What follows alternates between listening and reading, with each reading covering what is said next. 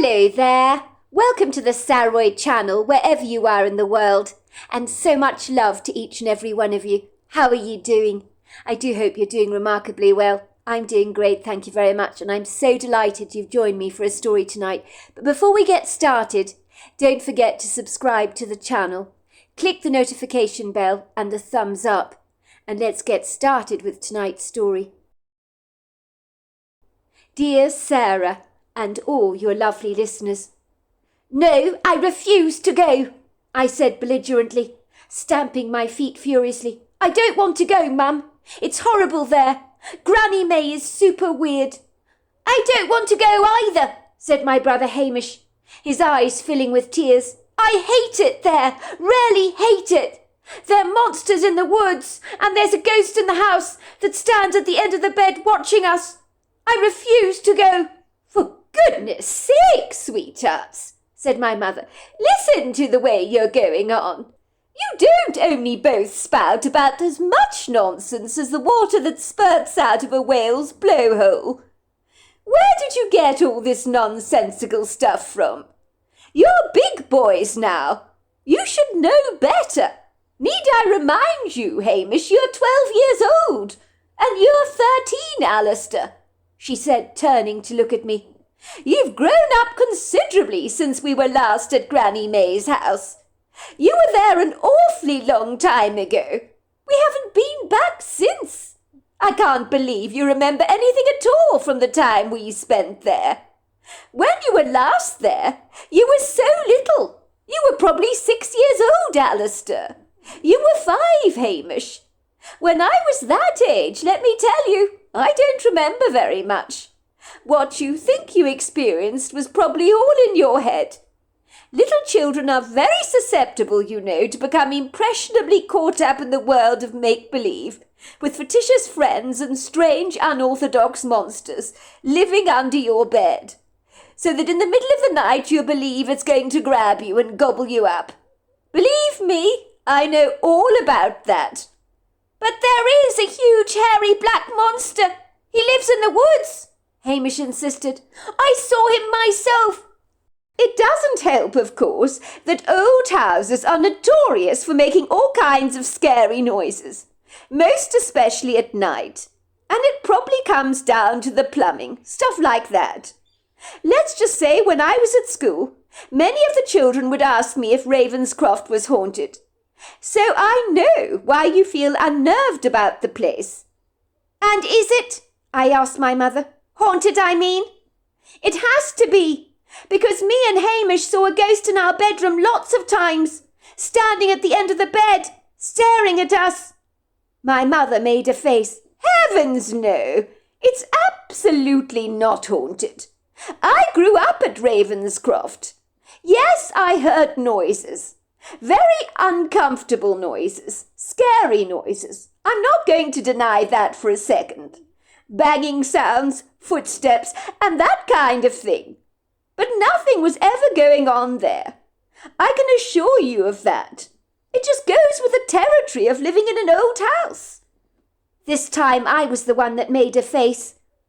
What is it, Alistair? Asked my mother. She let out a grievous sigh. Oh, goodness gracious, you're making a big deal about this. So, you think it's haunted, do you? But it is, I insisted. It really is creepy.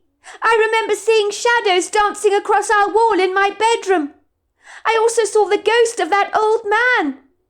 And there was a monster in the woods that would climb up the trellising and peer in at the both of us through the bay window.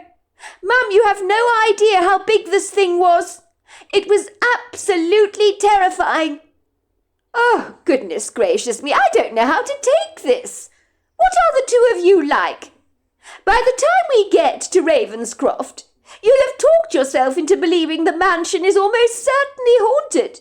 When I was at school, despite my best efforts to tell people that Ravenscroft was not haunted, a rumour spread like wildfire across the school that it was. Everyone believed it to be the case. So when it was my 8th birthday, none of my friends pitched up for my birthday party because they were too scared to enter the premises. I was absolutely devastated that no one turned up for that birthday of mine, because they thought the house was so creepy. All my future birthdays I had to have in the diner in town, because the power of suggestion is incredibly strong. You can believe anything you want when you put your mind to it, even if it has no bearing on the truth whatsoever. So if you both believe Ravenscroft is haunted, then for you it'll be exactly that, because every rattling noise you hear, you'll put down to being a disembodied voice or a ghost lurking around. You'll be jumping out of your skin, imagining that you are seeing things that are not actually there. I'm sure you've made up the things in your head you claimed to have seen back then, like the old man standing at the end of your bed. I can assure you that whatever your fictitious imaginations conjure up, what you think you saw was not real. You were living at Ravenscroft an awfully long time ago. You were both terribly young back then. Your memories are probably rather disjointed. Yes, I do know Granny May is very unorthodox and quirky, but she's not a bad person.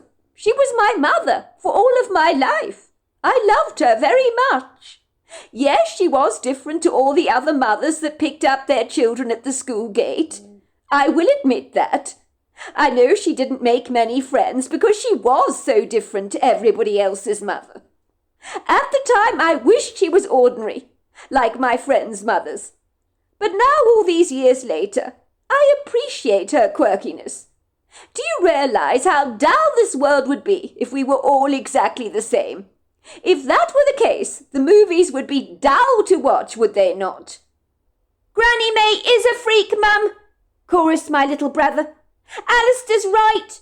Granny May is a freak, and Ravenscroft is a horrible, horrible place. I hate that house. I hate that place. I don't ever want to go back there again. What if the ghost of the old man is still there, watching us when we go to bed at night? I'd rather bury myself in a hole in the ground and live in a burrow like a rabbit and eat wild parsley. At least then I'll be able to sleep peacefully at night. And I don't care what you say, Mum. There was a monster at Granny May's house, and I know he lives in the woods. He was always watching us, always watching us. Goodness gracious me, kids. Where did this all come from? All this distress about moving away to Ravenscroft.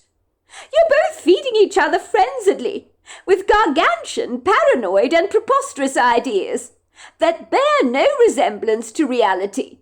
If you both carry on this way, you'll end up torturing yourself with your warped, way-out, intrepid fancies. The mind is the biggest blood-sucking piranha in your lives, and that's what will ultimately eat you, not the so-called monsters you believe are hiding out in wait for you under your bed at Ravenscroft. I thought you two had grown up significantly and were big enough not to believe in such nonsense. Need I remind you that Granny May was my mother? I grew up with her, for goodness sake.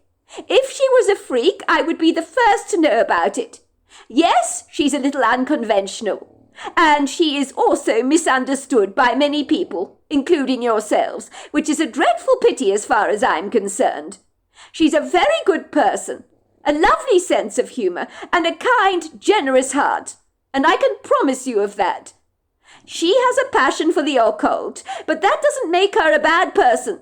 And before you get started, Alistair, she said, waving a warning finger at me, the occult does not mean it's evil, as you automatically assume. The word occult doesn't mean the person is a devil worshipper or something like that.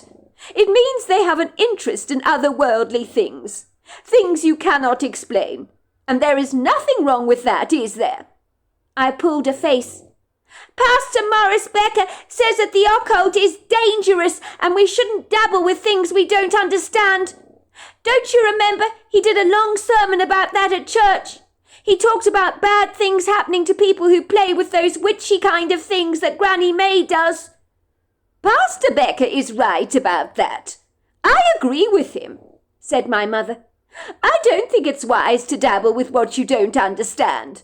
But try telling that to Granny May. We cannot impose our will on my mother, can we? She is who she is. She makes the rather outlandish choices she does out of a curiosity for things she doesn't understand. So yes, she messes around with things, which isn't a very good idea. But she's not seriously caught up in the occult. She's interested in it. She plays around with quirky gadgets and things you get from those ethereal shops that sell tarot cards, dream catchers, candles and potions. It's harmless stuff. She's not hurting anyone, is she? She just has a fascination for those things. But she's a regular person like you or me. And you forget we haven't seen her in many years. So she may have changed. People do change, you know. Look at the people who come to church, who claim they were addicted to drugs or alcohol for years and years. Some of them have been sober for a very long time. They've changed, have they not? I still say Granny May is wacko, Mum. I know she's your mum, and I know she's my grandmother, but that's the truth. And I'm sorry, but if she's messing around with stuff like that, well, that's crazy, because you don't know what you're doing. Pastor Morris said that people play with Ouija boards can call up demons and give them an open portal into our realm, so they're invited into our reality. That's what he told us. That's scary stuff, Mum, because demons are real. Pastor Morris says they are. You're a sharp one there, Alistair, said my mother. You make a very good point. I hadn't thought about it like that. But I am sure Granny May wouldn't be stupid enough to play with a Ouija board and summon up demons. She's not stupid. Curious she definitely is, but definitely not stupid. We're going to live at Ravenscroft with Granny May, whether you like it or not. We don't actually have a luxury of choice in the matter. If we did, things would be different. But I told you I cannot afford the rent on this place any longer. I don't have a job. We need Granny May's help. We can move in with her, and I will get a job in the town. And the moment I've saved enough money, we'll find our own place and move away from Ravenscroft. Until then, we're stuck there. But I don't want to go, Mum, I begged. Neither do I, said Hamish. Please, Mum, please don't make us go. Look, children, you're going whether you like it or not.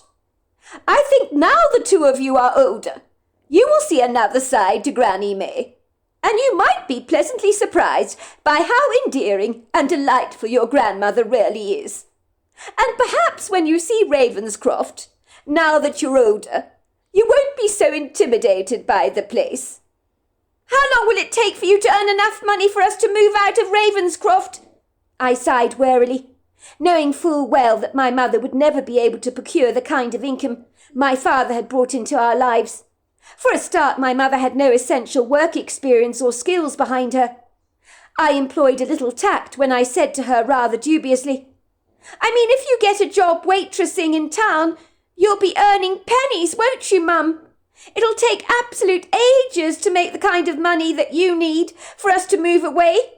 And what about school? Where will we go if we're living at Granny May's? We will enroll you at the local school in the area, love. There's no problem in that regard. No problem at all. I've already spoken to the headmistress of the local school, and she is delighted to accommodate you. I will do my level best to make enough money for us to move away. That's a promise. We'll make a plan somehow. Where there's a will, there's a way. I inwardly grimaced at my mother's sobering words. I knew by the sounds of things it would take a very long time before we would leave Ravenscroft. My mother would be unlikely to ever make the amount of money needed for us to depart the place, so we would be entirely dependent on Granny May's hospitality. How long would we be stuck there?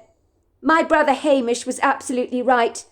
It would be far better to burrow a hole in the ground and live there like a rabbit, eating wild parsley and garlic to get by, than put up with living at Ravenscroft.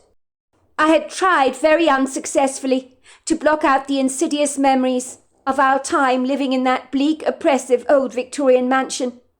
But the formidable, tormenting memories were coming back to haunt me, in rather obscure, shadowy ways, almost like a face peering at you through a white veil that you can't see very clearly, but you know is there. The memories were so ambiguously vague, but I had struggled to fight them off for so many years. But now they were being brought back into the forefront of my mind, like a high tide carrying a shoe in its spirited waves that is now being deposited very firmly on the golden beach sand. The cheerless, sombre reality of moving to Ravenscroft for the foreseeable future seemed to have awoken a sleeping giant within me that I'd hoped would remain fast asleep. But now he was slowly waking up. I even wondered if me and my brother should run away together. But what would be the point of that? It wasn't remotely practical, and we couldn't exactly fend for ourselves. What if we got into worse trouble than if we stayed at Ravenscroft? I'd heard horrifying stories of what happened to runaway kids. Some were never ever seen again. I didn't want that to be the fate for me and my brother. I had asked my best friend Douglas Hughes if his mother would take me and my brother in until my mother found a good job so that we could remain in Nevada.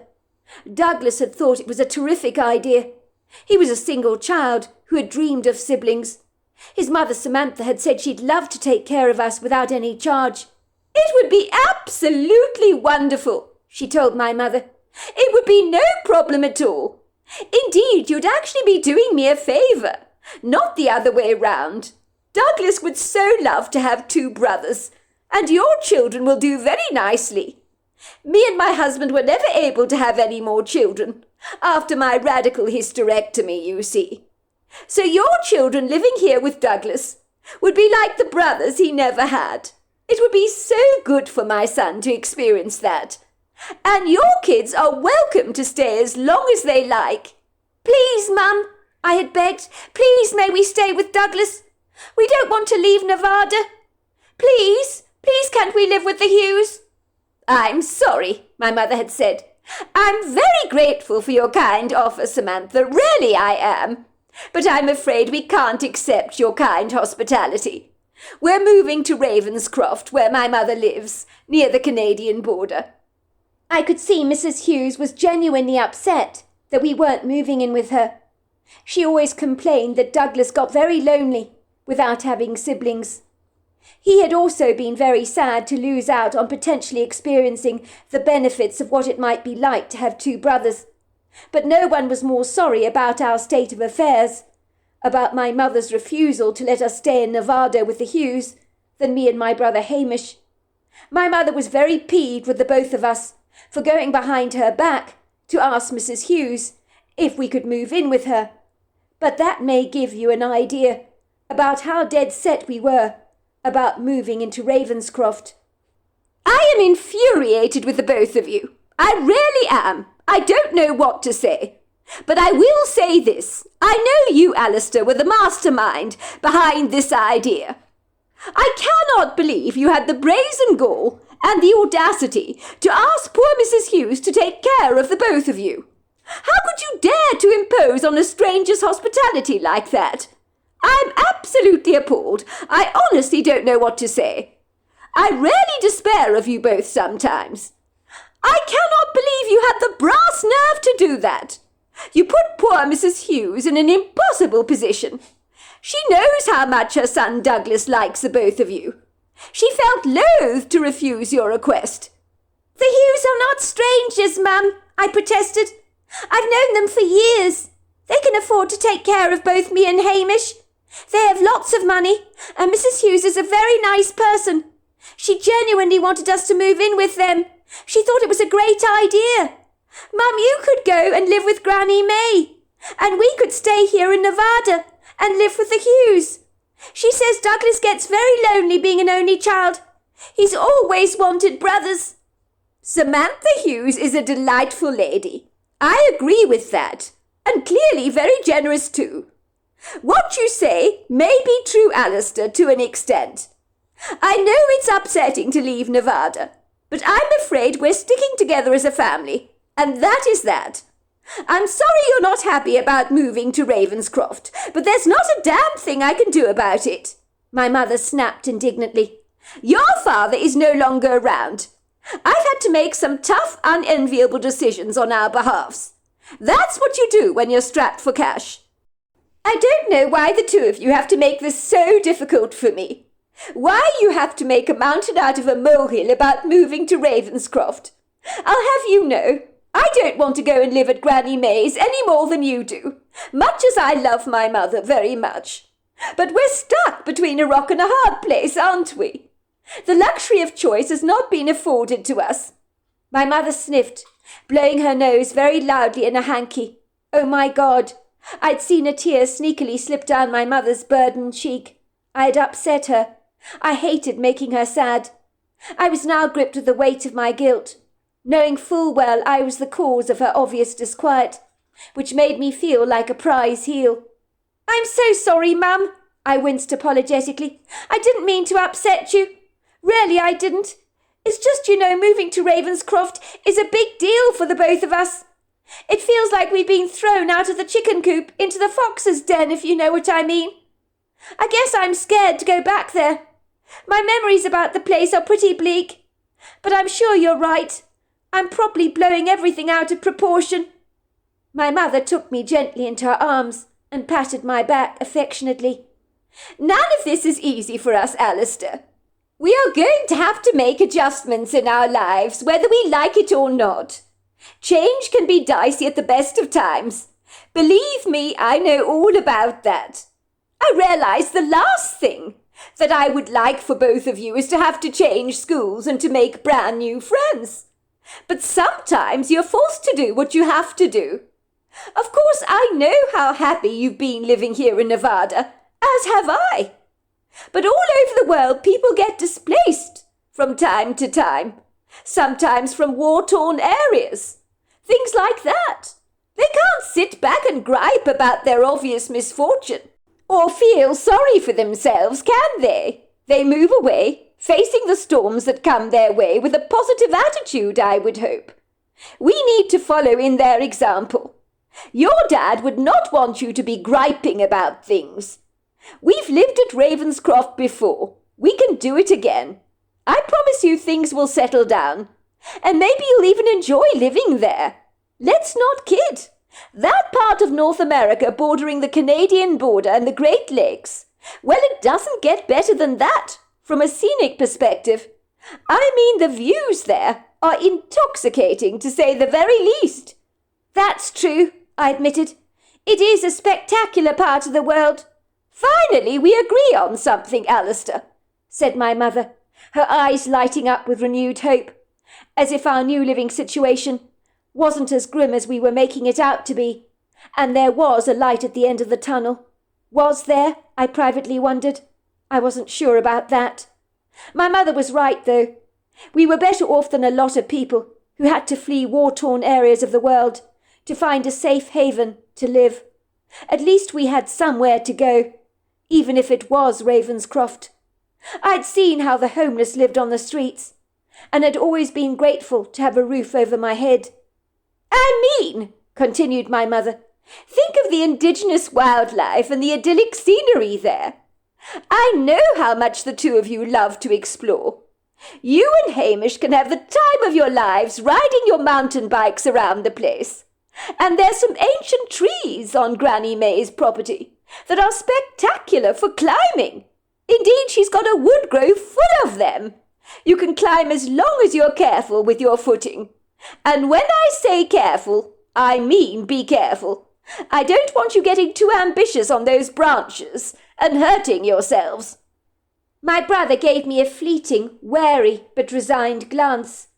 We privately exchanged knowing looks together, for we didn't believe for a second we'd be climbing any trees at Ravenscroft. That would be asking for trouble. It would be inviting the devil to mess with us. In a benign place, climbing trees would be harmless enough, and even fun, but not at Ravenscroft. Never at Ravenscroft. We knew there was a monster living in the woods there. We'd seen him ourselves when we were little, but we chose tactfully not to cause my mother greater anxiety. She seemed stressed enough about the move. I didn't want to make it 1,000 times worse for her by kicking up a fuss. We had done enough harm on that front already. I may have only been 13 years old at the time, but I felt the weight of responsibility to care for my mother, now that Dad was no longer around. I knew he would have wanted me to watch out for her, but at such a young age, it was a heavy responsibility to undertake. I had caught my mother clandestinely crying on many occasions, when she didn't know I'd seen her. I knew she'd hit rock bottom, and was experiencing the dark night of the soul in her life. She rarely missed Dad dreadfully, and was struggling to get out of bed in the morning. Ostensibly, I knew we were the quintessential reason that my mother dragged herself out of bed every day. Otherwise she'd have gladly stayed there all day long. She would put a cheerful smile on her face that I noticed never met her eyes. She had lost a significant amount of weight since my father's passing. The gaunt, pinched look on her face did not suit her. Her cheeks were all sunken in, and she was holding up her jeans that used to fit her very well with the belt. But my mother had an appetite of a mouse now, and even when she brought her favourite key lime pie home, which she normally devoured in a single sitting, she had barely even taken a nibble out of it. When I witnessed this, I knew how heartbroken she had to be. She was taking appetite stimulants to help revive her flailing appetite, but they had failed to work. I also noticed that when my mother was not wearing any makeup, there were dark half-moons cradling the underlying areas of her eyes. I think it meant that she wasn't sleeping very well. I told my brother Hamish we needed to be extra nice to my mother. She wasn't coping well after Dad's demise. We needed to help her as much as we could with chores and stuff like that around the place, and he had wholeheartedly agreed. I could not help but surreptitiously wonder whether our family would ever recover from my father's tragic death. Somehow I doubted it, for a big light that had cemented us together as a family had been expunged from our lives, and I wondered if things could ever be the same again. I think it felt as if a big part of ourselves was now missing, like losing an arm or a leg that you become very attached to. Indeed, I'd have gladly given up a body appendage to have my father back in our lives again. But some things are just not meant to be. It was sad that our lives had done a complete 180. Why did my dad have to fortuitously die like that? We had never seen this coming. If he was still around, we wouldn't be forced to move away and go and live with Granny May at Ravenscroft, which was our worst nightmare being realised, like the sudden arrival of black mould being discovered growing randomly on your kitchen ceiling. And whether you like it or not, the problem has to be tackled, or it can get way out of hand. I liked it here in sunny Nevada. I'd grown very attached to my life here. I was a creature of habit. I liked it here, living in sunny Nevada. I was passionate about my life here. I was a creature of habit, and liked things to move with a predictable, rhythmic, well-ordered flow. Changed for me was an inconvenient, annoying disruption, which meant dipping my foot into foreign water. I hated embracing anything new. Even when my parents took me to the diner in town to eat, I would always order the same items on the menu every time, like a cheeseburger and chips and an extra-large lime milkshake. I know that sounds boring, but for me it was a safe choice. My father would encourage me to try something different, but I would point-blank refuse. I always liked to stick with what I knew. It was reassuring for me. One thing was for sure, I didn't want to move away from this part of the world that had been my beloved home for the last 6 years or so. Our house that we lived in Nevada was like so many of the other bungalows in our street, with its salmon-pink veneer and very basic front yard with its distinctive palm trees. Me and my parents and my brother Hamish had lived with Granny May for the first few years of our young lives. Then one day a miracle happened that transformed our lives for the better. My father had taken up a great position with a company in Nevada, so we were moving away. I thought all our Christmases had come at once, for I hated living at Ravenscroft with a passion, as did my brother Hamish. We had lived at Ravenscroft with my parents at the time because they weren't flush, and the job my father procured in the nearby town had paid very little and was not sufficient enough to support a growing family, so Granny May had taken us in at the time. She was generous like that, even though she was extremely unorthodox and very weird as far as I was concerned. She dabbled with the occult, fancied herself as an aspiring witch, She was always smudging her home, lighting candles, and chanting strange stuff from a book of spells that she stumbled across quite by chance in some old bookshop, and the dog-eared book had become like a Bible to her. At the time, her regular chanting would set my nerves on edge, and I don't know whether it was my imagination or not, but things always got progressively darker at Ravenscroft every time she kind of chanted one of her spells. She'd also make strange concoctions on the stovetop that she made from recipes in that book of spells that would leave behind a cocktail of rather peculiar smells in the house that were far from pleasant, to say the very least. By lucky chance, a good friend of my father's who attended university with him was living in Nevada. He offered my dad a job at the company where he worked. It was not nepotism, as you may believe, as that is the wrong, unethical way to get a job. It would seem my father's friend Samuel Evans genuinely believed my father had the perfect credentials and skills for a job at the company. It turned out Samuel was correct. My father flourished in the workplace, sailing his way effortlessly to a prominent position based on his remarkable leadership abilities. I had laid awake in my bed at Ravenscroft on many a restless night, praying to God to take us away from this God-forsaken place, where I had felt the formidable presence of the male ghost that always kept his nasty eyes pinned on me and my brother, like a farmer waiting for the perfect time for the pigs to be fattened for slaughter. We were naturally grateful to move away from Ravenscroft, of which we hoped we'd never have to visit again. I had made very good friends in Nevada. Me and my brother had grown especially close to Douglas Hughes and his family. He was like a third brother to us. We had an excellent life there, enjoying many intrepid adventures and outdoor excursions that had all left an indelible mark on our childhoods. It had never occurred to me that we would leave our Nevada home, but my mother had been told by her psychic friend, a ditzy over-the-top woman called Chloe Mombarkin, who looked like a stick insect and seemed to own a pair of compound eyes that were far too big for her face. She told my mother in no uncertain terms that in a year's time that she would not recognize her life. Never was a truer word spoken. My mother had thought Chloe Mombarkin was talking mumbo-jumbo, and had light-heartedly said very casually, "Oh, is that right?" Chloe had rolled her eyes at my mother and said, "Don't be so cynical, Flo. I'm telling you, you're leaving Nevada. You're moving away to embrace a brand new life. I can see it in the cards, as clear as day." Ostensibly in the light of recent events, Chloe Mombarkin's surprisingly accurate claims had given my mother pause for thought. "I thought she was a bit loopy," my mother told me. "But even so, I've always liked Chloe. I guess growing up with a mother like Granny May, I seem to be drawn to quirky people who were a little on the unconventional side. When Chloe said I was going to move away and start a new life, I didn't believe it for a second. Now look what's happened. She was right on the money about everything. I suppose I should have given the woman more credit. But I've never believed in all this woo-woo stuff, and I'm not about to start now. Maybe it's not so woo-woo after all. Sometimes life has a way of making the most unlikely things become tangibly real, don't you think, Alistair?" "Maybe it was a lucky guess," I suggested. "Well, I hope you're right, Alistair," my mother had said.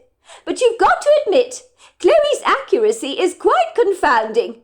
What my mother failed to mention was that Chloe had predicted something dark from our past was calling us away from Nevada. I don't know what it is, but it looks menacing. All I'm saying is be careful. My mother had laughed at Chloe and said, "Don't be ridiculous." But in the light of recent events, Chloe's ominous words stuck in the back of her throat, like a boulder which she tried to block out. So there we are. That is the end of part 1 of our story. Part 2 is tomorrow night. I look forward to you joining me then. Until next time, goodbye and good night.